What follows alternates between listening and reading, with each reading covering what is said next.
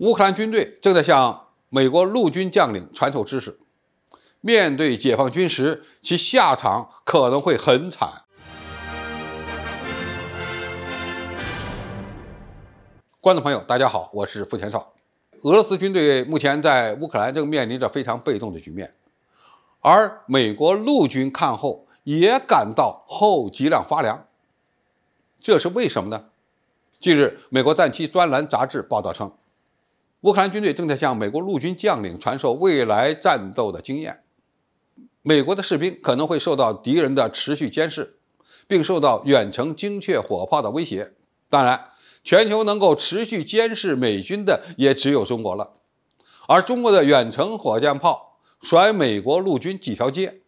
所以美军如果与解放军陆军进行一场对决，那么其下场是不会美妙的。文章作者认为，俄乌冲突教导美国陆军将领，在未来的作战中，陆军部队将不得不持续移动，为各种自上而下的攻击做好准备。同时，假设他们处于对方的持续监视之下，就像俄罗斯军队目前所经历的那样，那情况将会变得更为严重。在过去的20年里，美国陆军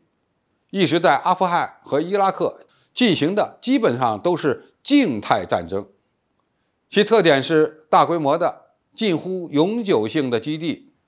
周围环绕着一个由较小的战术作战中心和前沿作战基地组成的网络。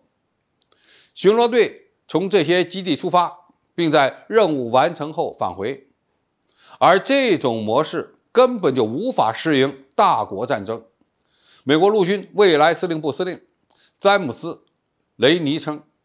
在未来的重大冲突中，从既定地点进行战斗，那么这些参战人员就会成为被敌人远程导弹和无人机追捕和打击的目标，就像俄罗斯人在乌克兰所经历的一样。稳定的军队部署更容易受到远程精确火炮打击的影响，这个结果会非常残酷。乌克兰战争表明，在一个地方停留太长时间的部队，一旦被对手发现，他们很可能会受到敌方炮兵、无人机或其他物体的打击。尼尼说，一支训练有素、装备精良的美军装甲部队可能不会遭受俄罗斯坦克同样的命运。但是如果美国军队无法获得制空权呢？雷尼指出，我们必须弄清楚我们如何在战场上生存下来。他警告称，美国陆军更关注与中国的摊牌，而不是直接参与乌克兰与俄罗斯的斗争。不要依靠乌克兰的教训来证实对未来所有冲突的假设。总体来看，美国陆军将领们认为，未来战争的关键是态势感知和远程火力打击，而面对解放军时，可能会是非常糟糕的局面。很多人都知道，中国陆军的远程火箭炮的射程世界第一，精度呢也是世界领先的，这些都远远超过美军。中国军队的远程态势感知能力才是更让美军头疼的存在。在这里，我们先不谈战术侦察无人机的水平，而是看一下中美俄在太空卫星侦察网络上的差距。俄罗斯军队在乌克兰打得比较被动，一个重要原因是其军事侦察卫星和通讯卫星的作用有限。尽管俄罗斯有102颗在轨的军用卫星，但其战场侦察、监视、瞄准和指挥控制系统的效率非常差，特别是他们缺乏高精度的光学侦察卫星和合同孔径雷达卫星。俄罗斯现在拥有太空情报侦察能力的卫星总共只有12颗，这限制了高精度武器和航空兵的有效使用。相比之下，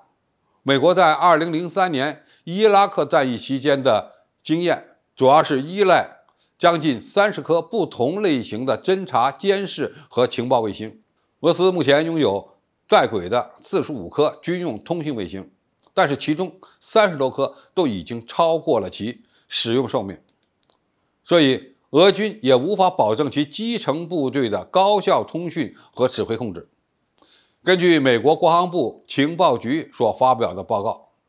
中国人民解放军在情报、监视、侦察卫星的数量方面仅仅次于美国。解放军运营着世界上大约一半的侦察卫星，